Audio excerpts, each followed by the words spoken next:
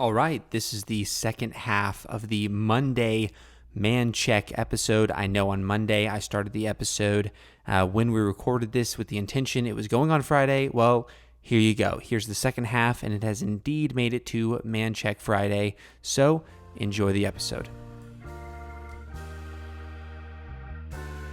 All right, welcome back to the show. Before we keep going with the delineation between boy and man from Parker's perspective, let's get a little dink. Absolutely. And a little sink. Thank you for joining us here on this little special episode of Man Card After Dark. So one thing we wanted to start off with right after we got back is obviously we talked with John about like his perspective on what it means to, in his mind, transition between, boyhood, whatever that means, and manhood, whatever that means. Parker, I know you have some staunch opinions on what it means to make that transition. I know mine is pretty lame. Toilet paper. Toilet paper is a big one. The second you buy toilet paper, you have become your own man. What is kind of your opinion on like where that transition has happened, or like where you think that transition happens, and where you found that transition to happen for you? Yeah, I think I do believe that toilet paper is fundamental, and I do think that maybe I've been too fortunate and had too many wonderful women in my life buy me toilet paper, or they definitely help you whether out. or not they worked for my school when I lived in a dorm, or whether or not they just got sick of not having toilet paper when they came to my place, or like those are also fundamental problems. But that definitely adds on multiple questions, but we can touch on that later. maybe later. I would say for me, the biggest part that kind of transitioned me was just financial independence. Like I had a very unique college experience where, almost every single day up until the point where I came to college, I was worried about how I was going to get paid for, and that was just part of our family culture, just being financially conscious, not having a ton to spare, and just like being aware of like if you are going to make a big decision like that, like it should be an investment, right? And especially in yourself. Absolutely. And I think that's the most fundamental thing that you can and should invest in, right? And I was very fortunate enough to end up with a scholarship, and that earned me my financial independence at a young age, the age of 18 to be specific. And that was very strange because my mom most acutely was just such a big impact on my life, and I wanted to know what she had to say about everything.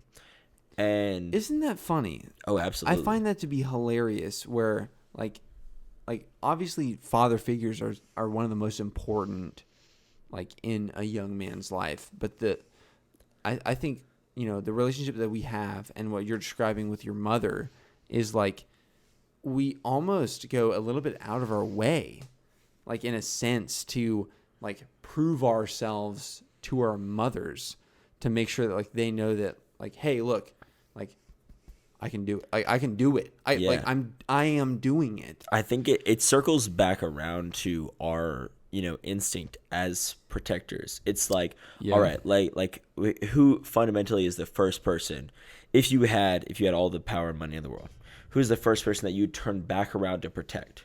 It would be your mother, then your sister, right? Like in that order, I think fundamentally. And so it's like, all right, okay, I have my independence. I'm no longer relying on this person to shot call for me. So now I shot call for myself, but like who am I trying to glorify? But you're reporting back. It's almost like a captain. It's like you're relieving the captain of their duty in a way. Yeah, and I would say like outside of the religious context, is like the person you're trying to glorify the most is usually your mother. And like obviously a lot of dudes. I wasn't in this situation growing up, but a lot of dudes are trying to live up to whatever their father's expectations were. Right. But in that way, most of them are still trying to glorify their mothers. Yeah. And they're trying to put their mom on a pedestal and let her know, what she's done for them, this and that. And I think like I was very much so in that boat, especially, I would say with her being, the primary parent figure in my life. Right. It was like, that was what life was all about. It was like making her happy, making her proud, doing what I could do to like push that buck across the edge. And then it was like, all right, well, I've got this independence. Like, how do I use it? And telling her no was and still is. Like, we had a conversation on the phone literally this Friday. She wanted tickets to something that I could get her tickets for, but she asked a couple hours too late. And I was like, you know what? I'll text the person who's in charge. Let's just see what I can do. I was like, we'll see what I can do. But also, you asked a couple hours too late. And she's like, I know. I'm like, well, I'm going to go ahead and ask. And she's like, well, I wish you'd just tell me yes. And I'm like, I wish I'd just tell you yes too. But it's also like it's like, yeah, I'm on your team. Like, listen, I'm on your team. Same team. Exactly. Like, same team. When we disagree on things, that's the hardest part, is because when we were when I was in high school, I say when we were in high school because it's like, it felt like we were going hand in hand through everything, right? Like, parents, man, thick and thin, like, right? But it's like when I was in high school, it was like everything was like, hey, I'm on your team, and like there are no exceptions. And nowadays, it's almost like you feel that weird thing where it's like, hey, like I'm on my parents' team, but like if there's anything like I can impart on them that would like also make them better, like I should do that. And then you feel like you're preaching, like then you're like, oh, am I preaching down to my parents? And it's like, well, that's stupid, because obviously the answer is no. Well, we're called to respect and honor our parents, in anything we do. And so like in those situations when you find yourself being able to give advice, I mean, granted, rarely, but give advice to your parents, like I just find it's just a very foreign experience, because granted, like we're still finding our own adulthood, but yet we found a niche where we can give our parents advice.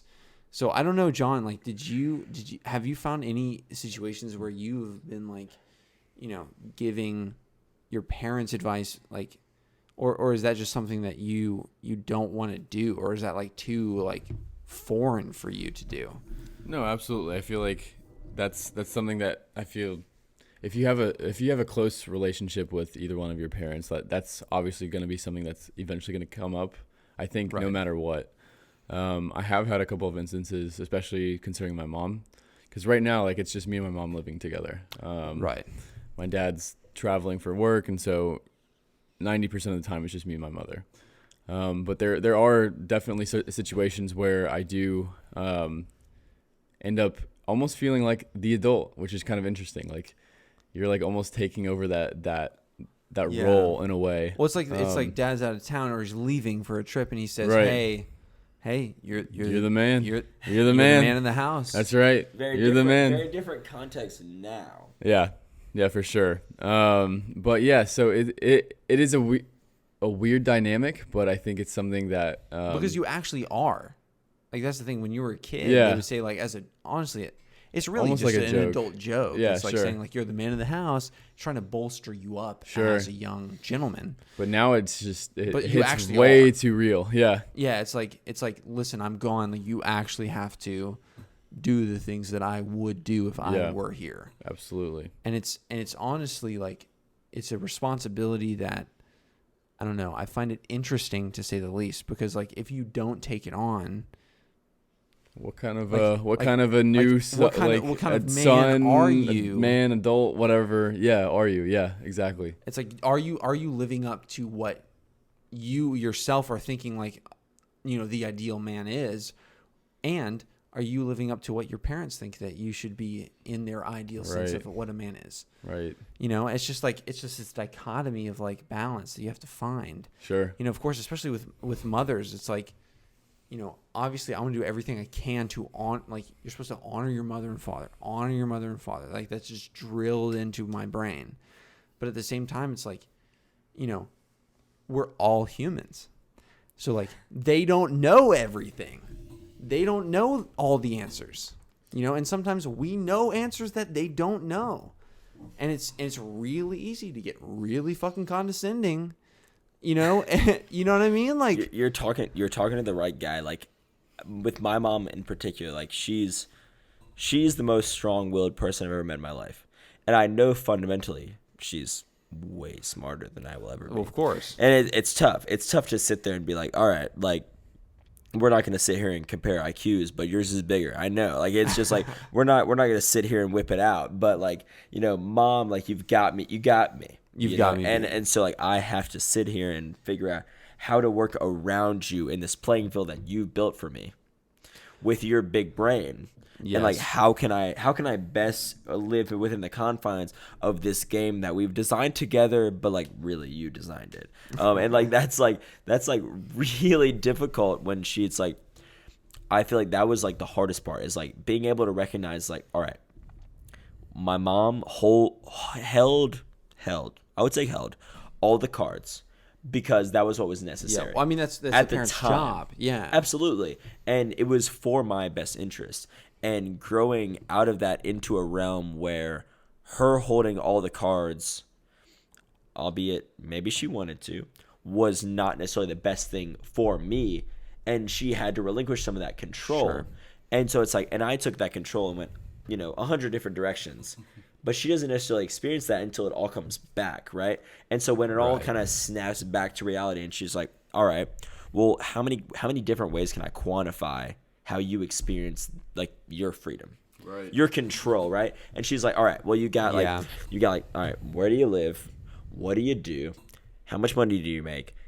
Am I happy with you? Am I happy with your personality? Am I happy with your girlfriend or fiance, whatever that may be? Like, how many different ways can a mom, who we all look up to arguably more than anyone else, or at least show reverence to more than anyone else? It's honestly like a level of servitude. For sure. Yeah. Like in like the utmost like respectful way. Definitely servitude. It's like that's the person we're trying to make the most proud of us. Even if we like in the meantime, even if we pretend it's our fathers, it always ends up being your mother's because like when it's a de facto. It's a de facto. Yeah, as I say, like when the judgment day comes, like they're like not a fiance, because they just decide, they just Here's what makes your dad most proud: honoring your mom. Oh, for sure. I mean, it's the simplest. I don't want to say cheat code, but like hack to making both of your parents proud is you just honor your mom, and your mom's happy. Absolutely. and your dad's happy. Yeah, and even like coming from divorced parents, I still feel like it's always like my dad would like always be like, like, don't cross her, dude. No, like she's like she knows best for sure. He would know. He knows. Absolutely. And it's like even coming from a place of like, hey, it didn't work out for me, but like I know what's good in life. Like that's good in life. Like make sure you're doing those things, right? And so it's always tough to, I guess, navigate that realm of making her happy, making you happy, and seeing at hopefully at the same time yourself maturing. Yeah. Because that becomes the hardest part. Is you could sit there being a high school student all day and make her happy. Sure. And she would that would suffice her for quite some time. And then fundamentally she would realize she'd be like, all right, there's more potential. Exactly. And that, like, how can we tap into that come on, to make her proud moving forward, right? Like you want to almost get to that point where you're like, all right, I'm almost a step ahead of my elders, and not in the way of like I know more, at least of what they expect. For sure, that's exactly right. Like I'm not trying to meet expectations. That's what like high school's for, right? High school is for meeting expectations, because if you meet expectations in high school, you're very successful at the very beginnings. Or at least that's what you get judged on. I agree, yeah, and I was immaculate at playing that game. Like I'll take full credit for that. We could do an entire episode about playing the game through life. But one thing I wanted to touch on was you mentioned the maybe let's just say confines of where you kind of develop through with your parents kind of putting that kind of constraints on your life and in where you're developing. Because I know John, like you're the kind of Rembrandt. You're the person who like goes off the ranch like that sounds interesting. I'm going to do that.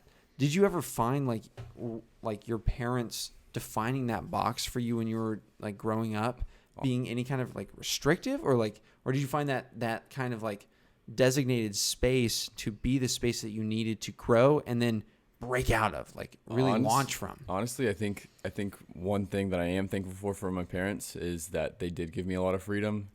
And so that kind of carried over into who I am now. Was that first or was that earned? I would say that was first, because I feel like that was something that neither of my parents got to experience in their childhoods and their development. So it was honestly a screw you to their parents. In a way, I suppose so. I mean, both my parents came from troubled and divorced parents. And Yeah. like it was hard on both their childhoods. So It was like I can be better than you. Like I think hey, watch me, I can do it better. Yeah, I think in a way it was like we saw what didn't work. We don't want to make that same mistake. So was it a reference or was it a bird? What do you mean? Like were they shooting their parents the bird in like raising you well, or were they like, was there a reverence to what they did and like learning, growing, and doing absolutely better? Reverence. Like they knew what they didn't want, and it wasn't like an issue with their parents. It was more like they wanted the best for their kids. Right. They wanted the best for me, and so therefore they did the best that they could. And in that specific instance, in terms of like defining that box, it was pretty lenient. And I think that goes to show, like, I don't know, like you develop kind of based off of what they give you, especially like young as a younger individual. So in relation to me, a lot of the freedom that like I like to experience now, I think stems from the freedom that I was given when I was developing myself. Yeah. So well, it's funny because like I was the exact opposite. So like when it comes to development, like we were literally earlier, and this was cracking me up. I wasn't laughing out loud, but I was literally laughing in my mind. Y'all were just crushing the 90s music like vibes. Oh, yeah. Like I knew zero lyrics from some of these killer 90s songs, and y'all were just like one for one tracking. Oh yeah. And I think that perfectly encapsulates how I was raised, which was and I think I might have mentioned this before, but it's a V way. Okay. So at the start, you get zero. You get nothing. Right? Slowly you get to earn build it up. Okay. to freedom. Right? Whereas some people are raised in the upside down V, where they start with everything. You start with a platitude of freedom. Sure. Right? And the more you do or don't do, it gets more restrictive. It gets more restrictive because you just screw it up. Right. Honestly, if you start with everything, you're gonna screw it up because you don't know how to handle it. Yeah. And so, as much as I know you would like to think that you started off with a platitude of freedom, I know that's not true because of how you turned out. So I think, and I fully agree with this way too, is like I wasn't even allowed to watch the TV show SpongeBob, because I had a feeling you were about to say that show. It was too much, Yeah.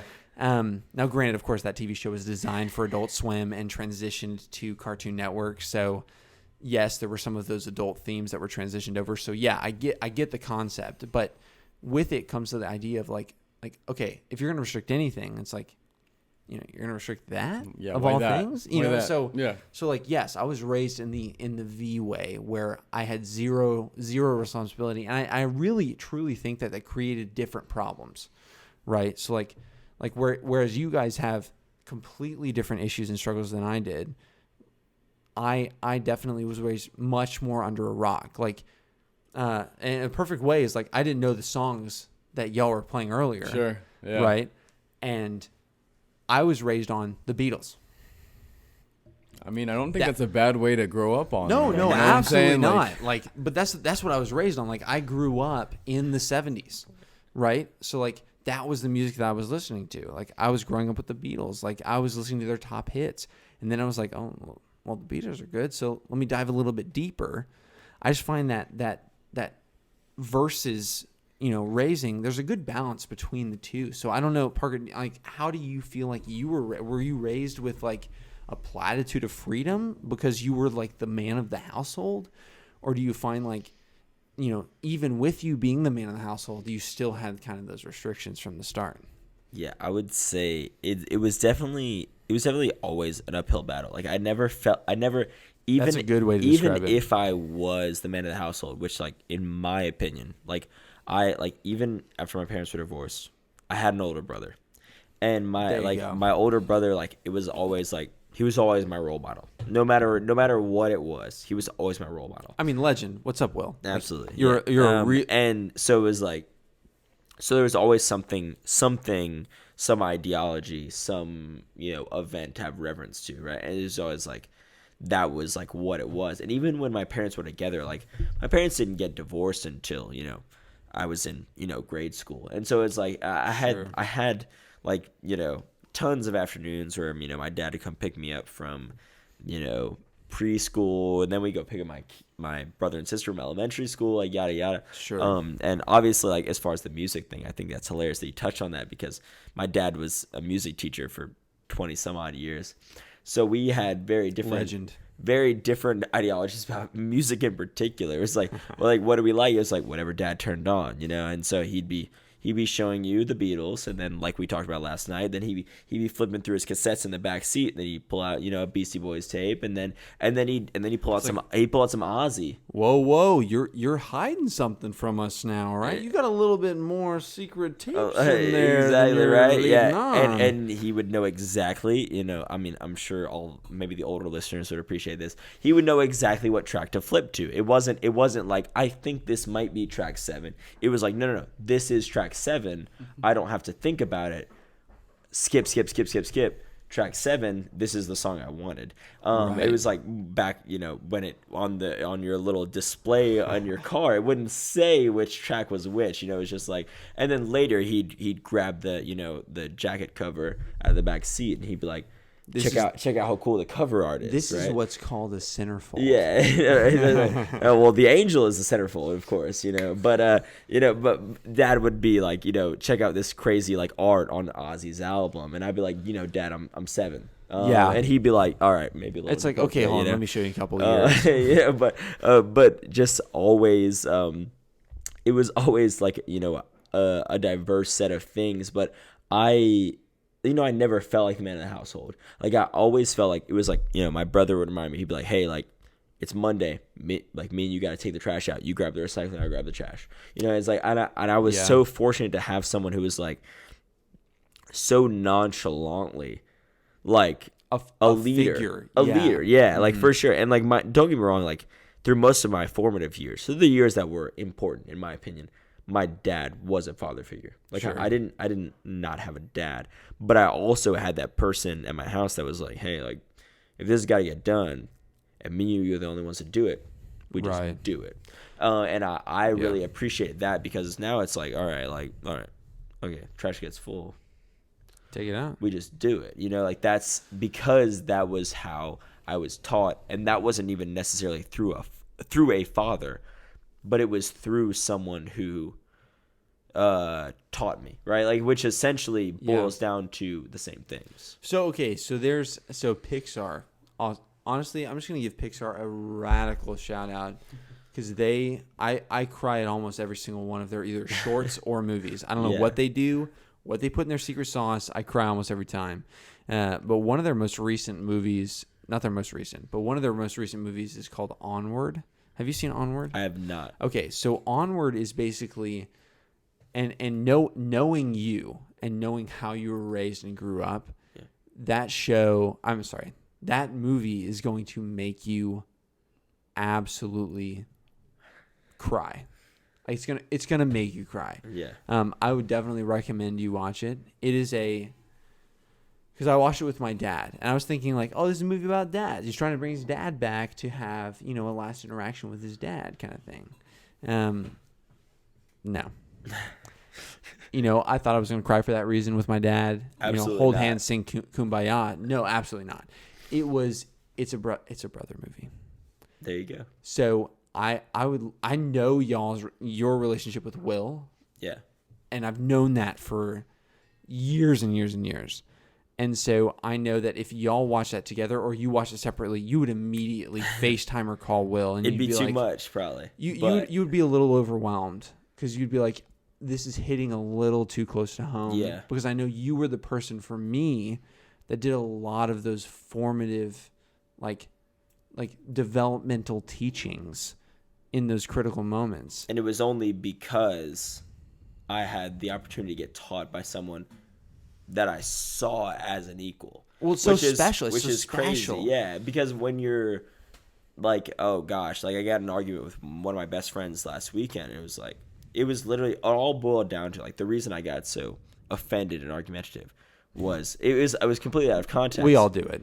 It was literally just based on the fact that I thought I was being talked down to. And which anyone who knows me knows that is fundamentally my personality, right? And even if that wasn't the intention of how that person was coming off, like when you receive a message, that's all you can do. All you can do is receive the message, and however your brain chooses to process that, like that's on you. It ends up being on you, right? And you're right sometimes, and you're wrong a hell of a lot of times.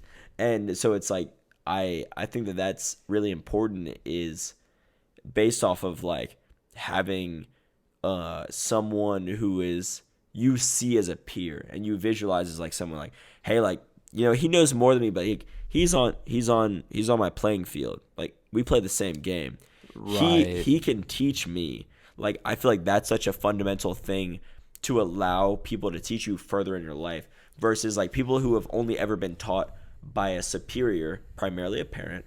Sure. Will only ever let a superior teach them, and thus they will be, you know, sort of abstinent towards their peers when they get to the point where like college is all about letting your peers teach you. Like anyone who doesn't know that hasn't learned anything in college, right? Like because your professors aren't there to help you; they're there to get a paycheck. The people who are there to help you and help you grow are either the professors who really care about you or the students who are there with you. Yes. And those are the people who, if you don't show any respect or reverence to, you'll have a hard time learning what you need to learn. Yeah. And so like that was always really cool. I felt like I had a leg up on that aspect because you already had that peer built in. Exactly. I had someone who I had to show respect to have success myself. Yes. And thus from there I was more open to having peers correct me, I guess, for lack of a better term. And that relationship, at least from what I've seen since like we've known each other since freshman year, has been only bolstered. Like it's only grown further in strength because like there's no way. Let's just say like if you were to slip backwards, that would be an entirely shift in the perspective you had in your relationship with that person. Yeah, and you would have to literally full 180. I hate you. You're the worst person. What I learned from you is garbage, and turn around and never talk to them again. And those aren't things I've never said, but no, I'm just kidding. But I would say that's another podcast. Yeah, I would say more importantly, it's not about never questioning, right? It's not about this person. Well, because that's the problem we have with parents, right? This person can never do no wrong. I can never see no wrong in them, and thus what they say is gold. Right. And that can lead you down routes where essentially you get to the point where you take their word at face value 100% of the time, and when things don't go right, you blame them instead of blaming yourself, which ends up in an accountability issue where between me and my brother it was always like, all right, he's trying to teach me this. I have to take this and internalize it. I have to make my own decision. Yeah. And when I make my own decision, I also have to internalize that decision and decide, all right, did this work out? If this didn't work out, is that on me or is that on the person who passed down that information? Because if you sit there and you continually blame the person who passed down the information, you're going to have a really tough time admitting when it was like, all right, I internalized it, I analyzed it, I was wrong. Yeah. And that's very tough. That's where I think brothers get a distinct advantage over people who were either only childs or like, for me, I was the oldest out of two, and I have a younger sister. Yep. Like I was the guinea pig that got to show her exactly what not to do. Right? And so I'm sure my sister would respect that. No, of course, and absolutely. So we're kind of ending the episode here. I don't want to run out of time on the recording, but thank you both for coming on. I know you both have extremely unique perspectives. We'll definitely have you both on again. Parker, love you. John, absolutely adore you. Yes, thank you for having us. We absolutely appreciate it. Yeah, so we'll see you next time. Check us out on mancardpodcast.com. Check us out on Instagram, mancardpodcast, and send us an email, mancardpod@gmail.com. I know it's a little outdated. Feel free to send us a DM as well with any of your show ideas, and we will see you soon.